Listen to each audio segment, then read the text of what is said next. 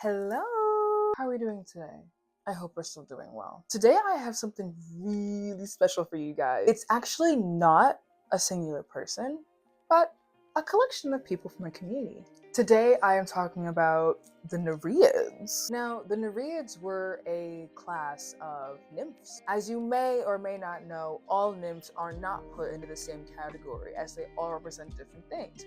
You have oceanic nymphs, which are Nereids. You had water nymphs, who also like Nereids, but these were called Naiads, and they stayed within the freshwater regions. So rivers, streams, ponds. If you were anywhere around those things, you could find a Naiad somewhere, I don't know, frolicking in the water.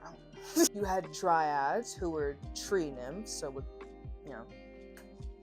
trees, and many other kinds, because there's so many. I'm not trying to get into all of them. Just think of them as celestial nature beings, and they were always female, so. And they just were like associated with anything you can think of. Any flower, any pond, any grass blade, any kind of plant, like there's a nymph for it. The Nereids, however, were strictly associated with the calmness and sereneness of the ocean, not the vengeful storms and shit. That's Eris or something, I don't know. They were 50 Nereids. Not saying all the names. You cannot make me do that. But they were all daughters of Nereis, who was sometimes considered the old man of the sea. I guess, girl, what does that make Poseidon, though? They were often described as young maidens who were very youthful, very beautiful, very radiant. They had long flowing hair, they had them 30-inch bust downs on lock, waterproof lace glue around the temple, and they often were depicted with little things like seashells or seaweed or just stuff like that adorned on them as like ornaments and things. Very cute, very Little Mermaid-esque.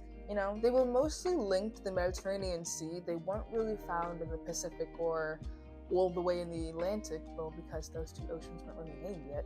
But they were they were really mostly found in the Mediterranean, as that's where their father's domain was. Now, they didn't have very large roles in mythology. They were often seen as background characters, like characters that were found within other major myth stories, like the story of Actaeon that I told before. Not specifically the oceanic nymphs, but the freshwater nymphs. They were involved in the story of Actaeon, as they were also bathing in the waterfall with Artemis when he saw her. But because they didn't have a lot of screen time, they were often just considered companions of the big gods of the ocean.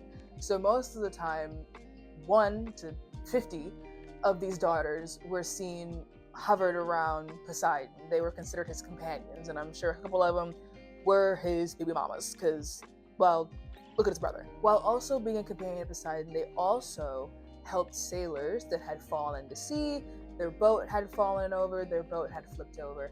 They would go in and they would help them return to land. So they weren't spiteful, to say the least, but they were at least courageous, and they were generous, and they were gracious. But because they reflected the calmness of the ocean, they also, from time to time, reflected the unpredictability of it as well. However, not all of these nymphs were unimportant. 3 of them, the 3 main sisters who gained popularity above their other 47, Thetis, Amphitrite, and Galatea. Who's Thetis? You've probably heard of Thetis. I know you have. You want to know why? Because we're going back to the Trojan War. Thetis was the mother of Achilles. She is the same lady who, instead of just tossing her baby in that river like a basketball, she held on to him and dunked him like a chicken nugget, leaving that heel vulnerable, which gave Paris opportunity to get his ass and kill him in the war. The marriage between Achilles' parents, however, was a very happy one.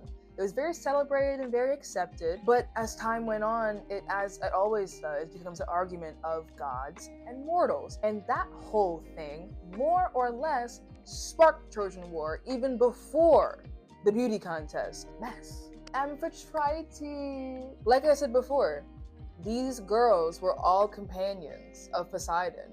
And like I said before as well, some of them had to be a baby mama. Amphitrite, though, she got the ring. But her having the ring did not stop him from cheating. So unfortunately, she, like her sister-in-law Hera, is in a loveless cheating marriage. Girl, bye. That scares me. And the last one, Galatea. I will only go in so deep because she is going to be talked about once again. She's featured in the story of the Cyclops Polyphemus, which we'll talk about more when I get to my video on Odysseus, because he's in there as well.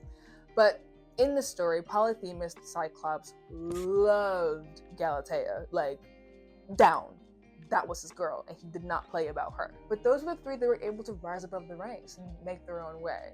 So, good for them, because out of 50 girls, I wouldn't know what to do. There's only 3 above me, and I still don't know what to do. 49! Put me to bed. Put me to bed. The Nereids were often a strong suit when it came to muses and depictions in ancient art. They were often depicted in the sea, riding the waves, catching some waves, or riding sea creatures like dolphins and turtles. But they mostly symbolize the beauty and the mystery of the ocean. Personified. I know this is a short one. I'm very, very sorry, but it was cool though. It was very, very cool. There's 3 people, 3 new people that you know all about, 50 new hoes you can go and look up and read about. Amazing. We didn't learn anything today. You know what? Yes, we did. We learned today, don't go sleep with the same man that all 49 of your sisters are also sleeping with and think that you did something by getting a ring. Because he's still most of us sisters. You got 11 kids and got you out here being a step mom and an auntie at the same time. Girl, thank you so much for watching, guys. I hope you really enjoyed it, even though it was so short. Don't get mad at me. But like, comment, share, and subscribe. Bye!